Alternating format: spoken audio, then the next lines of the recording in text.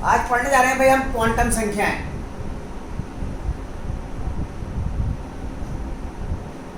Quantum संख्याएं क्या होती हैं?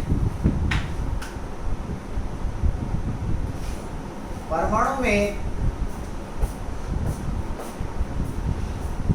किसी इलेक्ट्रॉन की स्थिति व ऊर्जा को प्रकट करने वाली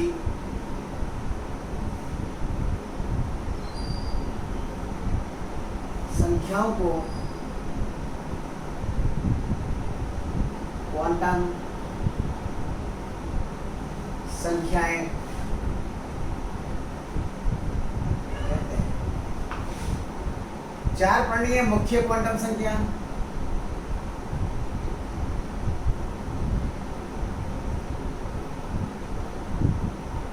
n,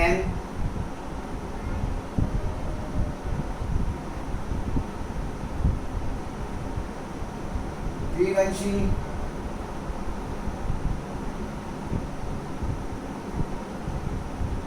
क्वांटम संख्या l,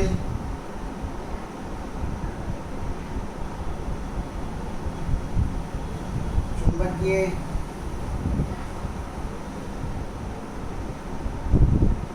क्वांटम संख्या m,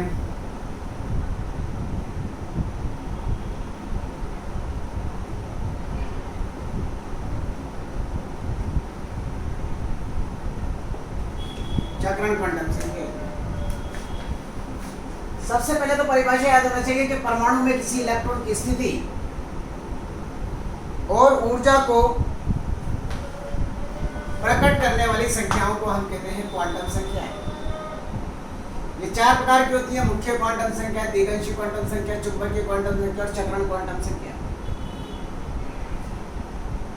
यानी कि हमें परमाणु में अगर किसी इलेक्ट्रॉन के बारे में जानकारी लेनी है, उसकी स्थिति और ऊर्जा का निर्धारण करना है, तो सबसे पहले हमें याद होना चाहिए परमाणु में इलेक्ट्रॉन किस कोश में है। परमाणु में इलेक्ट्रॉन किस कोश में? आपको पता है कोश किस में बटा होता है? उपकोशों में। यह पता होना चाहिए कोश के किस उपकोश में। उपकोश काय में बटा होता है? कक्षकों में। तीसरी बात पता होना चाहिए उपकोश के किस कक्षक में, और प्रत्येक कक्षक में 2 इलेक्ट्रॉन होते हैं, उसके चक्रण की दिशा कौन सी है। अगर ये चार चीजें हमें मालूम हो तो हम परमाणु में किसी इलेक्ट्रॉन की स्थिति और ऊर्जा दोनों का निर्धारण कर सकते हैं। मुख्य क्वांटम संख्या बताएगी कोश को,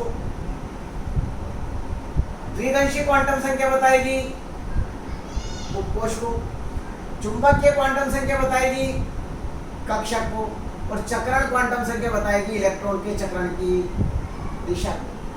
तो अगर हमें इन चारों क्वांटम संख्याओं के बारे में जानकारी होगी तो हम परमाणु में किसी भी इलेक्ट्रॉन की स्थिति ऊर्जा का निर्धारण आसानी से कर सकते हैं।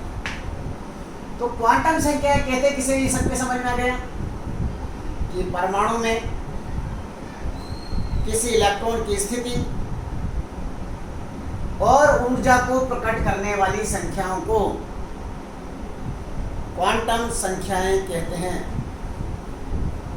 ये चार प्रकार की होती है: मुख्य क्वांटम संख्या जो कोश को बताएगी, द्विवंशी क्वांटम संख्या जो कोश को बताएगी, चुंबकीय क्वांटम संख्या जो कक्षक को बताएगी, और चक्रण क्वांटम संख्या जो इलेक्ट्रॉन के चक्रण की दिशा को बताएगी।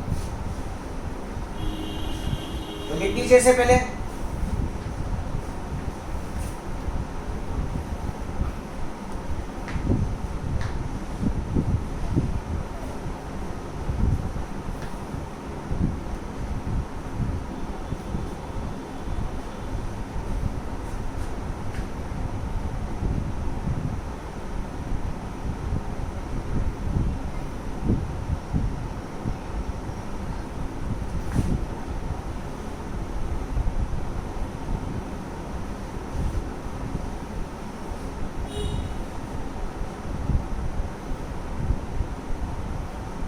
देखिए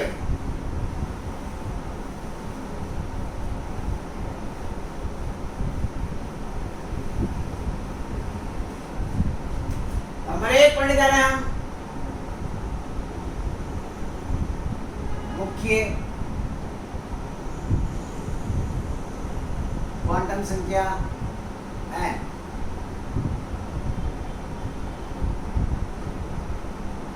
सबसे पहला पॉइंट इसकी खोज की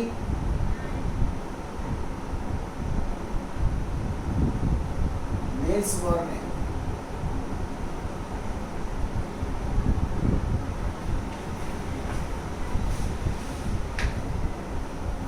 नंबर 2, ये क्वांटम संख्या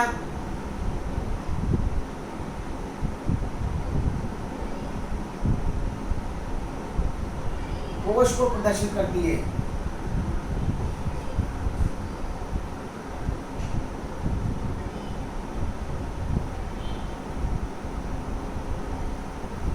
इसको प्रदर्शित करती है भाई ये कोश को।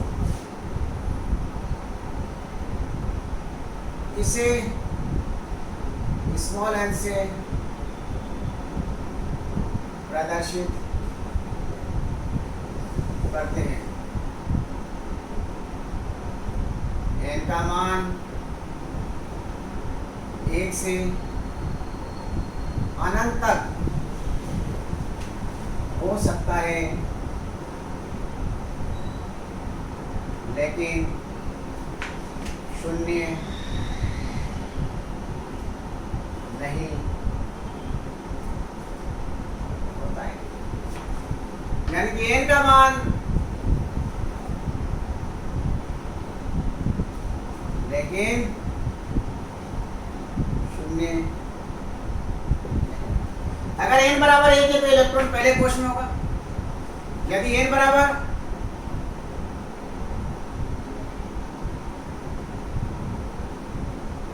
इलेक्ट्रॉन पहले, अगर n बराबर 2 होगा तो इलेक्ट्रॉन दूसरे कोश में होगा। n बराबर 3 होगा तो इलेक्ट्रॉन तीसरे कोश में उपस्थित होगा। इस क्वांटम संख्या की सहायता से हम कोश में इलेक्ट्रॉनों की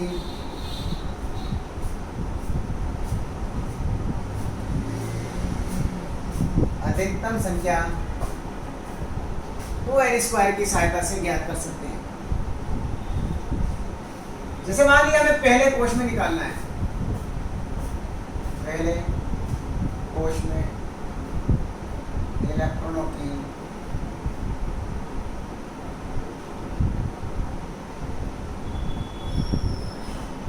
क्या हो जाएगा 2 इंटू पहला कोश है n बराबर क्या जाएगा 1, तो हमें निकालना है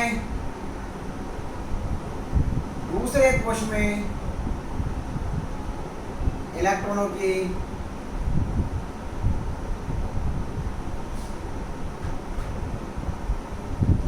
इंटू बराबर, इसी तरह से हम किसी तीसरा कोश हो जाएगा तो इनका मान 3 आ जाएगा। इसी तरह से हम किसी भी कोश में इलेक्ट्रॉनों की अधिकतम संख्या का निर्धारण भी कर सकते हैं। इस क्वांटम संख्या की सहायता से हम कोश की त्रिज्या का निर्धारण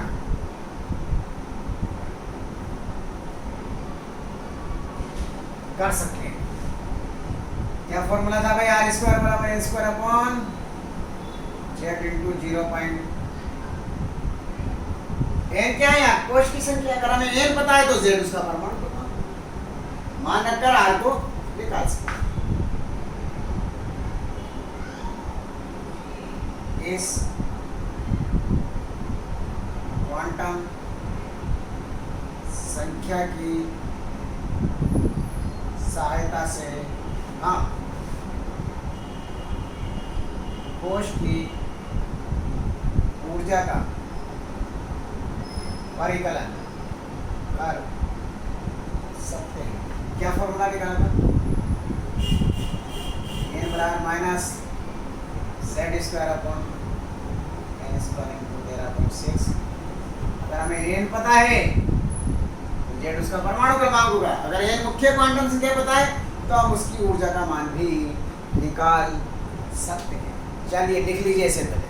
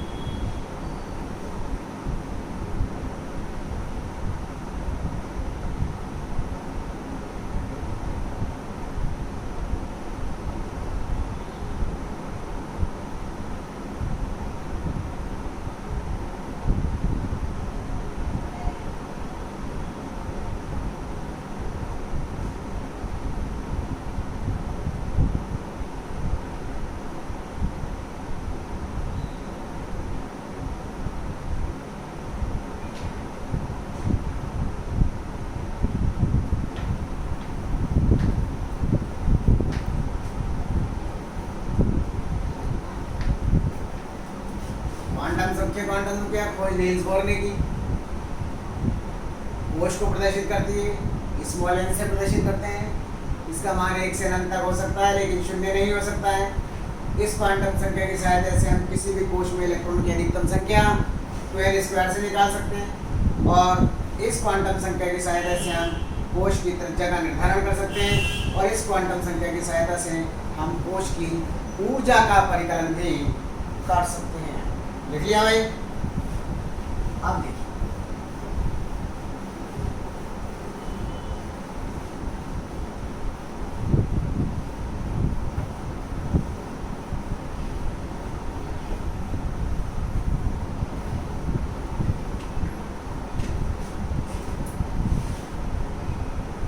नंबर 2 है द्विअंशी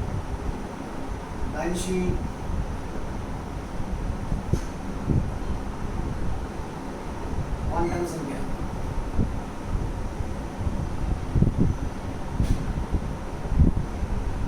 इसकी खोज की थी भाई सोमरफेल्ड ने।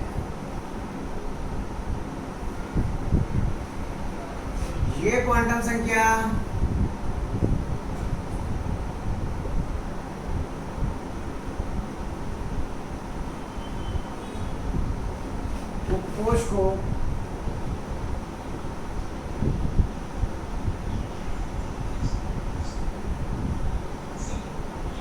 कोश को प्रदर्शित करती है। इसे स्मॉल एल से प्रदर्शित करते हैं। इसको साथ साथ लिखो। इसका मान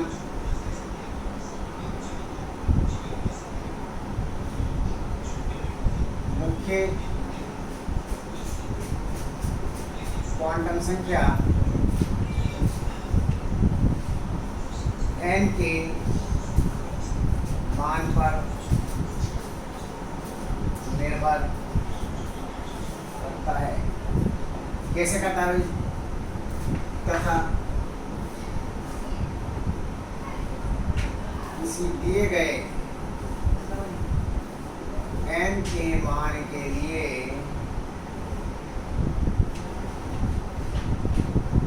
L के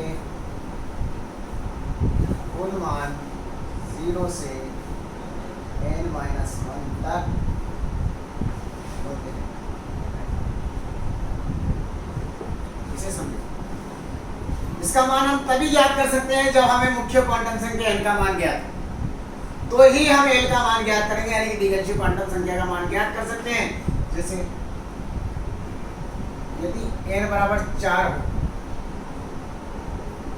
तो l बराबर क्या हो जाएगा, क्या बता रहा है, 0 से n-1। 0 4 में से गया तो 3, 0 1 2 3। यदि n बराबर क्या होगी 3 हो तो l बराबर क्या हो जाएगा, 0 से n-1। 3 में से गया तो 2, 0। यदि n बराबर क्या होगी तो l बराबर 0 1। आ गई बात समझ। तो 0 से n-1 तक होगा। नंबर 5, l का प्रत्येक मान एक उपकोष को प्रदर्शित करता है। जैसे l बराबर 0 1 2 3 4 क्रमशः S P D F G ये उपकोष, ये याद रखना है। अगर l का मान 0 है तो S उपकोष होगा। 0 का मतलब S P D F। ये चौथा उपकोष 4 उपकोष से मिलकर बना। 0 का मतलब S, 1 का मतलब P, 2 का मतलब D। तीसरा उपकोष 3 उपकोष से मिलकर बना S P D, और दूसरा उपकोष 2 उपकोष S और P से मिलकर बना। नंबर 6, इस क्वांटम संकेत की सहायता से हम उपकोष में इलेक्ट्रॉनों की अधिकतम संख्या 2 × 12 + 1 से ज्ञात कर सकते हैं, जहां l क्या है, मुख्य क्वांटम संख्या। जैसे S उपकोष में निकालना है आपको, S उपकोष में इलेक्ट्रॉनों की अधिकतम संख्या। S के लिए l का मान क्या होगा, 0।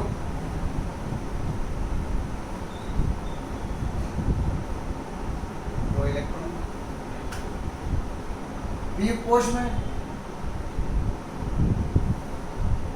P के लिए l का मान क्या जाएगा, 1। कितने इलेक्ट्रॉन हो गए, 6 इलेक्ट्रॉन। P उपकोष में 3 कक्षक होते हैं और हर एक में 2-2, तो कुल कितने इलेक्ट्रॉन हो गए। इसी तरह से S P D F G किसी में भी अपन निकाल सकते हैं। नंबर 7 याद रखना, इस केवल वही उपकोष संभव जिसमें n का मान l से ज्यादा होगा, उपकोष संभव होगा। केवल वही उपकोष संभव होगा जिसमें n is greater than l होगा। और उपकोष संभव नहीं, अगर n का मान n से छोटा होगा तो नहीं होगा, और n और l का मान एक दूसरे के बराबर होगा तो भी उपकोष नहीं होगा। ये अपने को द्विवंशी क्वांटम संख्या के बारे में जानकारी लेना है। इसको उतार लीजिए आप फटाफट।